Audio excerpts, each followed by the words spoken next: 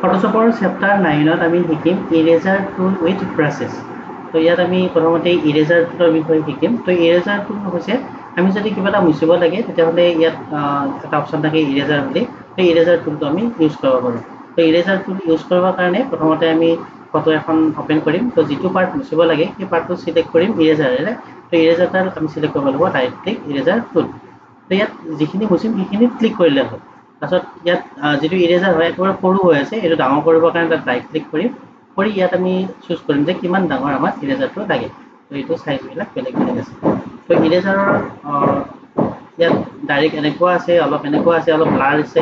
তো ব্লাৰটোৰে ইৰেজ কৰিলে অলপ বেছি ভাল হয়। তো আমি ব্লাৰটো চিলেক্ট কৰিলোঁ। তো এতিয়া যিখিনি ইৰেজ কৰিম ধৰা হ'ল এইখিনি কৰ্ণাৰটোৰ জেগাখিনি আমি ইৰেজ কৰিব বিচাৰিছোঁ, ইৰেজ কৰি দিব লাগিব। তো যদি আমি ইৰেজ কৰি দিওঁ তেতিয়া কি আহিব, যিটো বেকগ্ৰাউণ্ড হয় সেই বেকগ্ৰাউণ্ডটো আহিব। তো আমি এই বেকগ্ৰাউণ্ডটো আনিবৰ কাৰণে ইৰেজ কৰি দিব লাগিব। এনেকুৱা কৰি আমি ইৰেজ কৰিব পাৰোঁ। যদি কিবা কাৰণ আমি কিবা এটা পাৰ্ট ইৰেজ কৰিব লগা হয় আমি ইয়াত ইৰেজাৰ টুলটো ইউজ কৰিব পাৰোঁ। তো এইটো আমাৰ নৰ্মেল ইউজ। কিন্তু আমি ইৰেজাৰ টুলত আৰু বেছি বেছি অপশ্যন পাওঁ। সেই অপশ্যনবিলাক ইউজ কৰিবৰ কাৰণে আমি ইয়াত ব্ৰাছ টুলবিলাক ইউজ কৰিব লাগিব। তো ব্ৰাছ বেলেগ বেলেগ টাইপৰ থাকে। ইয়াত চিলেক্ট কৰিবা, ইয়াত ক্লিক কৰিবা আৰু ইয়াত চিলেক্ট কৰিবা বেলেগ বেলেগ ষ্টাইলৰ ব্ৰাছৰ কাৰণে। ইয়াত লিখা আছে এছৰ্টেড ব্ৰাছেছ, সেইটো চিলেক্ট কৰি অ'কে কৰি দিব। ইয়াত বেলেগ বেলেগ টাইপৰ এনেকুৱা ব্ৰাছ আছে। তো এইবিলাক ব্ৰাছ আমি আনিব পাৰোঁ ডিজাইনবিলাক বনাবৰ কাৰণে। ধৰা হ'ল এইটো যদি আমি ব্ৰাছ আনো তেতিয়াহ'লে ইয়াত আমি ৰাইট ক্লিক কৰি চাইজটো চিলেক্ট কৰিম। এনেকুৱা টাইপৰ বেলেগ বেলেগ আমি ডিজাইন দিব পাৰোঁ ব্ৰাছ ইউজ কৰি। এইটো এনেকৈ টাইম দিব পাৰোঁ, এনেকুৱা টাইম হ'ব। তো ব্ৰাছৰ কালাৰ চেঞ্জ কৰিব পাৰোঁ। তো ব্ৰাছৰ কালাৰ চেঞ্জ কৰিবৰ কাৰণে কি আমি কৰিব লাগিব যে বেকগ্ৰাউণ্ডটো চেঞ্জ কৰিব লাগিব। বেকগ্ৰাউণ্ডত যি কালাৰ দিওঁ সেইটো ব্ৰাছত আহি যাব। ঠিক তেনেকৈ আৰু বেলেগ বেলেগ টাইপৰ ব্ৰাছ আছে। ইয়াত ক্লিক কৰিলোঁ। ইয়াত চাবা তোমালোকে বহুত ধুনীয়া ধুনীয়া ডিজাইনৰ কাৰণে আমি ইয়াত ব্ৰাছবিলাক ইউজ কৰিব পাৰোঁ। ইয়াত চাইজটো অলপমান এডজাষ্ট কৰিব, তো এনেকুৱা ডিজাইনবিলাক ইউজ কৰিব পাৰোঁ।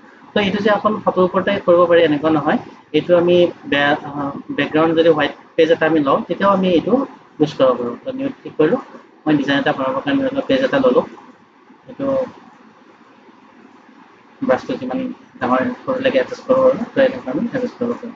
আৰু বেলেগ বেলেগ আছে, ইয়াত ক্লিক কৰিবা। ইয়াত কিন্তু বহুত টাইপৰ ব্ৰাছ আছে, সেইবিলাক ব্ৰাছ তোমালোকে ইউজ কৰি ডিজাইনবিলাক বনাব পাৰিবা।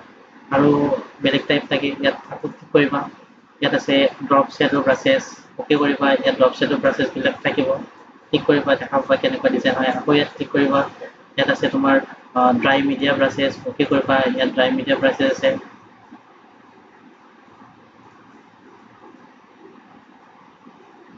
ঠিক ঠিক ইয়াত চিলেক্ট কৰিবা নেচাৰেল ব্ৰাছেছ, অ'কে কৰি দিলোঁ।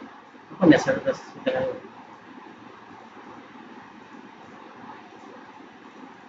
তেওঁলোকে ফ্ল' এইবিলাক এডজাষ্ট কৰিও বস্তুটো অলপমান হাইলাইট হোৱা অলপ বেলেগ বেলেগ ইফেক্ট হ'ব।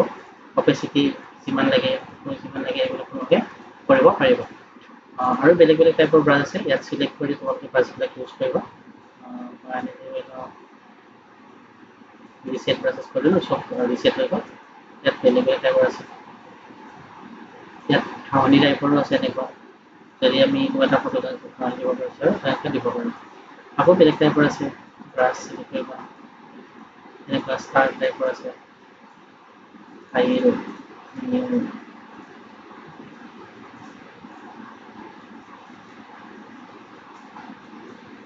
কালাৰ বেলেগ লাগিলে কালাৰ বেলেগ চিলেক্ট কৰিবা।